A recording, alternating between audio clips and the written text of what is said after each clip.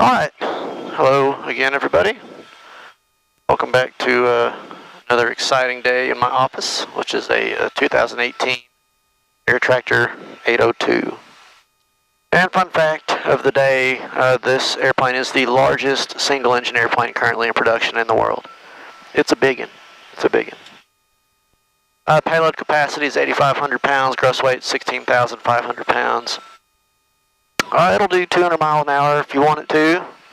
It's got 1,350 shaft horsepower, pulls 4,000 foot-pounds of torque on the gearbox. So anyway, about to get rolling. I thought this would be some good stuff to record because these fields I'm about to fly have a lot of power lines and fun stuff like that. So we'll roll out of here. Got some kids over there checking the plane out today.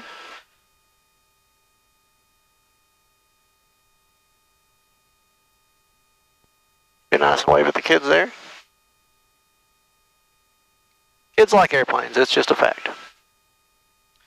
Here's what I got to do here, probably on the runway. I'm going to pull up my job in this computer.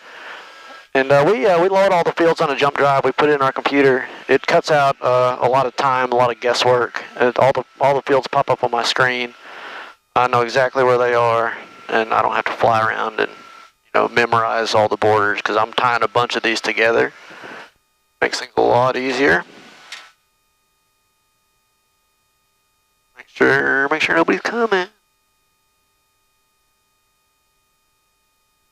So my load today is about the same as 750 gallons. I didn't do the weight.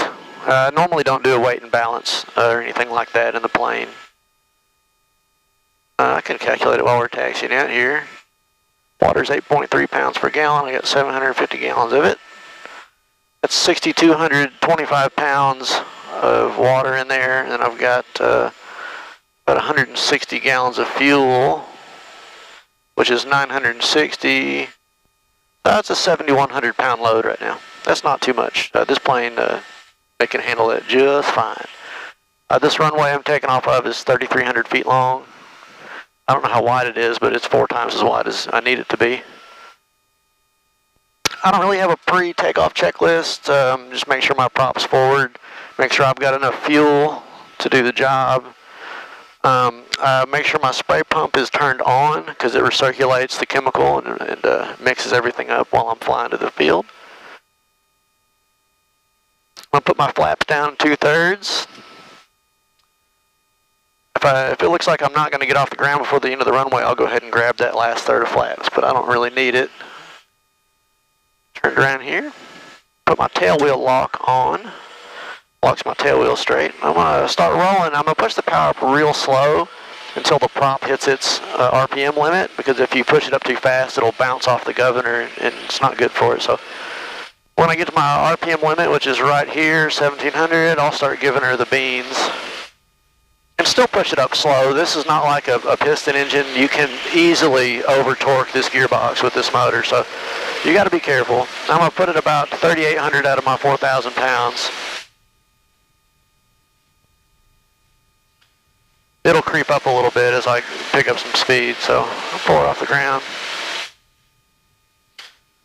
We got a pretty light load. I'm going to go ahead and take a notch of the flaps out, so now I'm down to 1/3 flaps. I've got my rudder trim all the way over to the right because this big engine is that prop's pretty far out there from the center of gravity, so you need a good amount of right rudder. And so I'm just going to cheat with my trim wheel down here. It makes my life a little bit easier. There's a bald eagle right there. Hey, don't hit those. National treasure. Alrighty, so I'm going to pull my power back a little bit to 3,400 foot-pounds. I do that before I pull my prop back because your torque will increase as the prop slows down. I'm going to pull the prop back to about 1,550. My torque went from 3,400 to 3,540. So 1,570 on the prop. I'll keep it there. The top of the green arc is 1,600 for the prop, and I like my prop to spin as fast as possible because propellers are more efficient at higher RPMs, and also I think the kind of flying we do, a faster propeller RPM is probably a little bit more suitable. So I've got the other pilot I fly with, Lance, he's out here spraying these fields right next to me, so I'm going to have to talk on the radio a little bit. He's currently right there in front of me, spraying. Square over here, head off. Square, but they ain't square. Hey Lance, I'm north of you about a mile.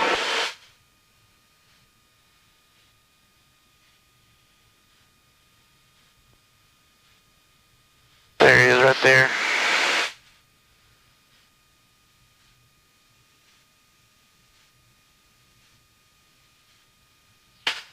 So the sea of cotton in front of us, both of us have to spray about all this today. These guys turned in about 5,400 acres. It rained a lot, and they can't get in with their ground rig to spray it. So we're going to get to spray it.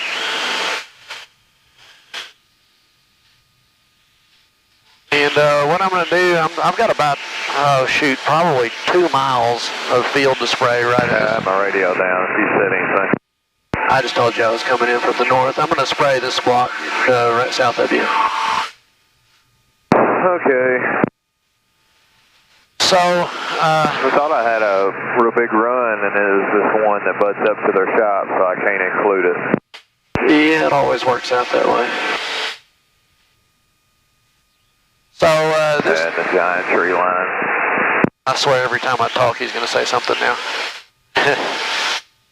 Alright, so this road starts right here. I'm going to just fly down these and check them out. I'm also going to watch his spray to find out kind of where the wind's blowing. I'm pretty sure it's blowing out of the north today, which means I'm going to start these fields on the south so the spray blows away from my passes. There he is right there. I don't know if you can see it or not.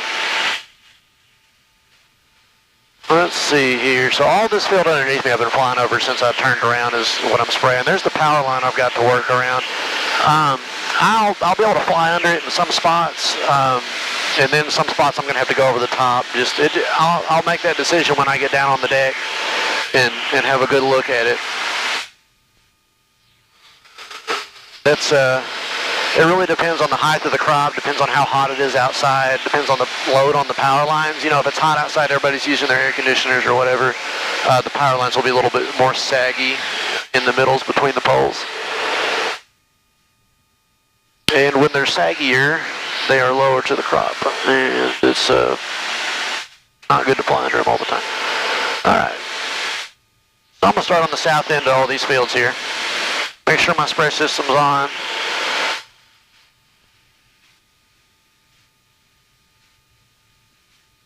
I've got everything set already. Pop my A right there. So on this set of wires I'm coming up on, I will go underneath them right here. There they are right there. And underneath we go. Watch out for guy wires coming off these poles. That's a really important thing. That's kind of why I'm a little far away from them. Just in case I missed one. This is a big long run, and it's hard to catch everything right away. Go ahead and hit my B line right there. So coming up on the end and shut off. All right, now I'm going to fly to the north end of the field and set my C. I'm going to double check something real quick here. 209 acre loads, 750 divided by 209 acres is 3.5. Make sure I'm set up right. 3.5, perfect. I didn't even need to look at that. There we go. Sometimes I'll do that and I'll forget. It's always good to double check. So there's Lance right there. He's going to be in the fields north. He's not going to leave that area, generally speaking. It is good to pay attention. We fly together a lot, and we're pretty darn used to it.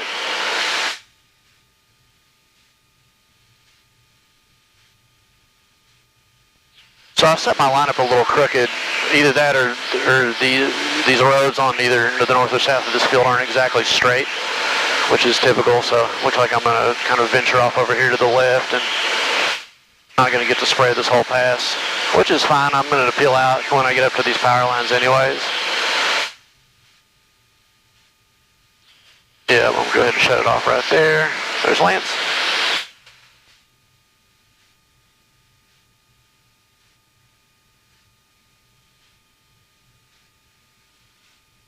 Watching out for other planes is important.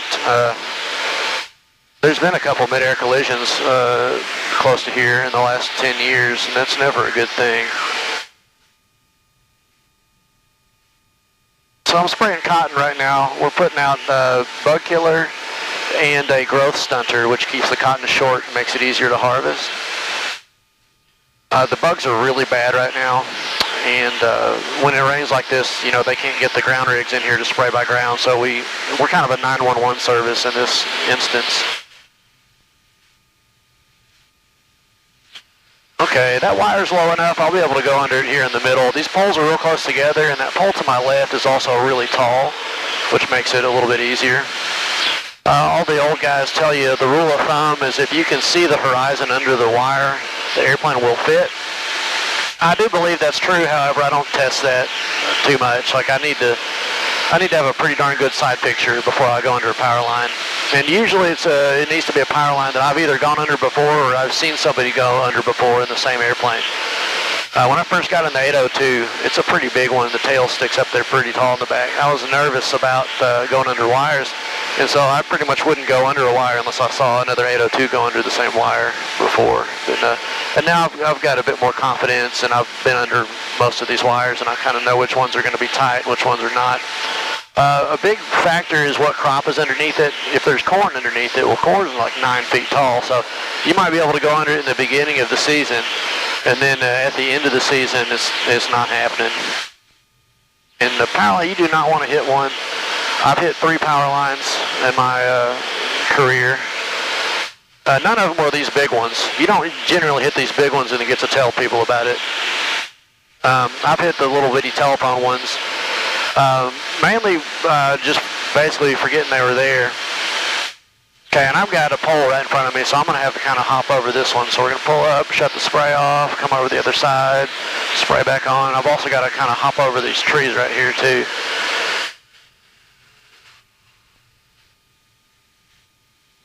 Alright, that wasn't that bad.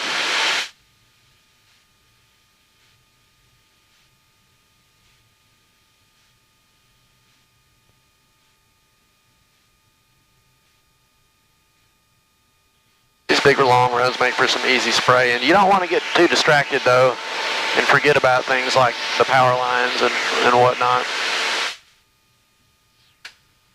And so I will have to go back where I'm hopping over the wire. I'll have to go back and touch that up here at the end of this job. Trees right there. But the wires aren't terrible. You know, in a lot of instances it's safer to go underneath them than it is to go over the top of them. Because there are 2 really tight wires that run across the very tip top. And you probably can't see them on the camera. But if you catch one of those, when you're pulling up over it, if you judge it wrong and you catch one of those wires, that's very, very bad. And we do have wire cutters on the landing gear. It's just like a triangular piece of really hard metal. And it'll cut the wire. But, you know, you don't always hit it with the landing gear. Sometimes you hit it with the prop. In which case, if it's a hot wire and it arcs, you'll have to tear the engine down. It's about a minimum of a $50,000 inspection if you do that. They've got to make sure you didn't magnetize the turbine. And so sometimes going underneath it's safer because it's easier to judge whether you'll fit under it sometimes than it is to judge when to pull up over the top of the wire when you're doing 170 miles an hour. Some of these trees I'm looking at to my left, the ones directly to my left, that's a little bit too tall for me to hop over, so what I'm going to have to do is pull up over that tree and then do a circle and then dive back down the other side. And I'm coming up again on that pole. It looks like I probably squeezed through. I'm not going to take a chance. I'm just going to scoot a little bit out here to the left and not hit the pole. There we go. That was actually right where I needed to be. Hop over this little tree right here. Go back down the other side.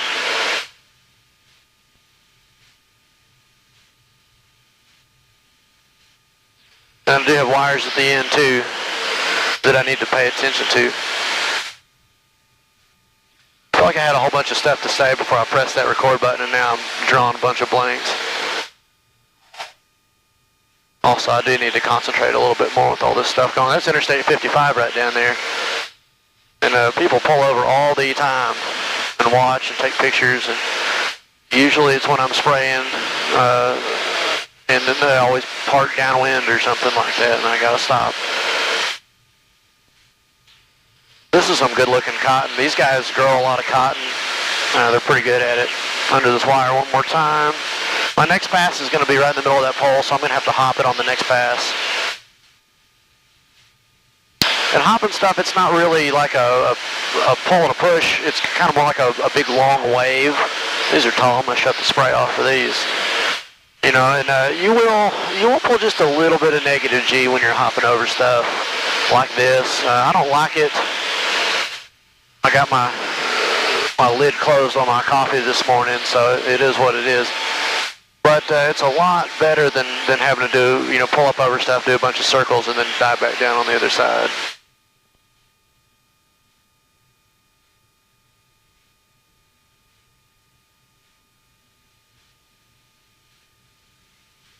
One thing we do that's not normal is I use my flaps in the turn to pull the nose around. If you'll notice, like, you know, I'm making these 180-degree turns. I'm not really pulling back on the stick too much, and it's because I'm using the flaps to pull the nose around. It makes turning around a lot easier. So I'm coming up on this wire here. This one's going to be a little bit tight, so I'm not going to go under it on the next pass. I will go under it on this pass. I'm not going to go under it on the next pass where it droops so just a little bit lower, although the plane would probably fit. I'm not going to figure out that it won't the hard way, I can tell you that. So we'll hop over that one for the next one or two passes. I'm going to pop some smoke right here just to make sure that my spray is not drifting out on that road. So when I turn around, I'll look at the smoke. So right now I'm putting my flaps in. There's 2/3, about right there. And I just leave them there. Kind of let the plane mull itself around the corner here, and now I'll start taking them out, and I take them all the way out, you know, as fast as they'll come out, and now they're all the way out now.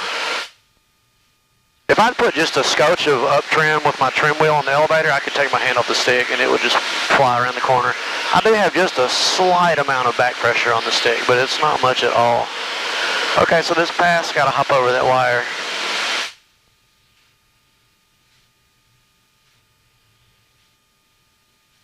Spray off, and coming down the other side, turn the spray back on there. I'm going to do the same for these trees. These trees are a little bit too tall. Typically, we don't like to leave our spray on, pulling up in the air. Today, particularly, the wind is almost completely dead. So it's a little bit better, easier to do it today. It's like the chemical doesn't drift off real far, but it's just not a good look, you know. So it just depends. That, you know, if the trees are a little too tall, we'll shut the spray off. And if they're not too tall, we'll leave it on, depending on what we're spraying. My wife's calling me on the phone, but she's just going to have to wait. So we've got a Bluetooth interface in our helmet, you know, for music. I can take phone calls. I can do all that stuff. So this tree is what I was telling you about. It's a little too tall to hop, so I'm just going to pull up over it. Make sure Lance isn't over here. He's not. I'm going to come around this way. There's a big old tower over here, too, right in front of me. Don't forget about that guy. That's the farmer shop that we're spraying right there. That's their tower. And I'm going to make another turn, and we're going to dive over the other side of that big, tall tree.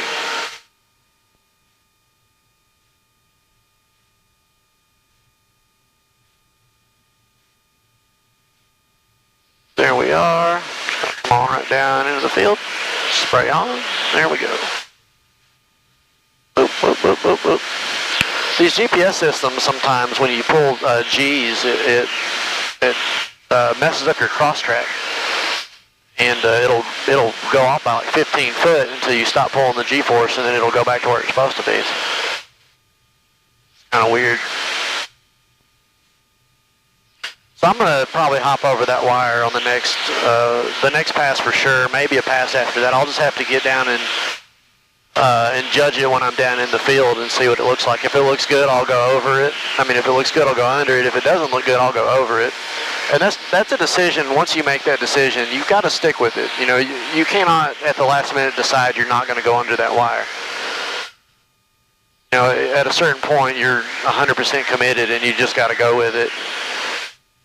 That's another thing the laser altimeter is really good for, because I can get my wheels down to a foot off that crop if I need to, if I think it's going to be pretty tight. That's not something I do very often. I've been doing this long enough to be able to make the decision early enough. It's like this one. This passes right next to the pole where the wire is at its tallest. I'm going to go into the wire again. I know I'm far enough away from the pole to not hit it with my wingtip, which is something else you've got to be careful about. When I was doing the ground stuff before I started flying, one of the pilots hit a pole with his wingtip. It just knocked the strobe light off. And so I got a screwdriver out there and started to take the strobe light off, and he hadn't turned the strobes off, and it shocked the crap out of me. It was a big surprise. I do knock a few strobe lights off probably a couple times a year, usually on trees. Like just a branch will knock a strobe light off. You know, I don't hit the trunks. If you hit a tree trunk, like you've broken more than a strobe light generally.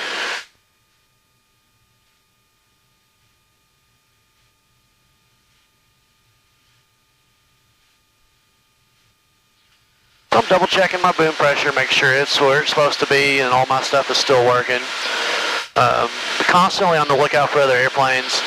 Lance and I talk on the radio, and we know where each other will be, because he's actually about to join me on this job over here and take some of these loads and spray some of these fields with me. Sometimes we'll spray the same field at the same time together. Other times we won't. It just depends. But anyway, not everybody out here has got a radio or is on the frequency that we're on, so you always have to double check, because it's pretty easy to get distracted in these. You know, you could be looking at your maps flying across, and if you're not flying high enough, when you're ferrying from field to field, well, you could be down in harm's way. Because, you know, when we turn these planes around, you know, we get up to 400 or 500 foot, and sometimes higher than that if you're really hot dogging it. So I'm 500 foot right now. So I need to make sure to see anybody that's going to be flying across here, because they might not always see me. So that's one thing we're looking out for big time. It's just a constant, you're constantly evaluating your environment and looking for changes, wind direction changes, looking for tractors going out in the field, trucks going out in the field. You know, sometimes people will be coming to do stuff and they don't know that you're spraying the field right then. Oops, I'm out. Turn my pump off. And that's something you got to watch out for. Let me roll out and make sure Lance isn't right here. He's not. Alrighty. Let's go land this thing. The wind isn't blowing hard enough to really make a difference in which way I land. I'm going to land from the south here, and that's a bit of a shorter distance from the end of the runway to the taxiway. And I don't like to taxi that much, so I definitely want to try to make the taxiway. However, if I get in a situation where I'm going to have to try really hard to do that, I'll just go past it. It's not a big deal. I don't really have a landing checklist. Make sure my tail wheel's locked. You know, once you lock it before takeoff, you don't touch it. Just want to make sure I didn't forget to do that, because it'll shimmy pretty bad. Make sure there's no planes coming in. Look around. I monitor 1228, and this airport's pretty dead generally, but I still monitor it just in case, because people do sometimes come here. I see Lance down there on the ground getting loaded. It might be lunchtime. It's getting pretty close. I bet we're about to eat lunch. So I'll slowly pull the power back a little bit. I kind of just keep it up pretty high until I get to a point where I know I can just cut it all and glide in. So I'm still at 1,500 foot-pounds of torque here, doing 140 on the airspeed indicator. And about when I cross this interstate, I'll cut it back. Gonna do that right now. Cut it back. I'll put all my flaps in all at once. I'll roll the trim wheel on the elevator all the way forward. This airplane has a spring that pulls your stick forward when you put your flaps down, because this nose pitches up significantly when you put your flaps in. Come across the threshold, about 80 miles an hour. Kind of let her sink right on into the runway here. I will overshoot that taxiway, that's okay. Woo! Well, of course, when you film landing, you bounce it almost every time.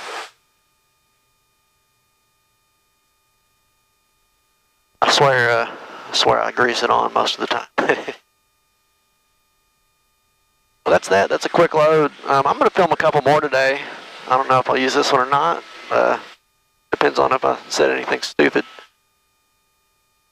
We'll keep on rolling. I believe lunch is here, so I'm going to turn this camera off. I'm going to get out and eat some lunch real quick. It's about the only break we get all day. We'll stay in these planes for 14 hours.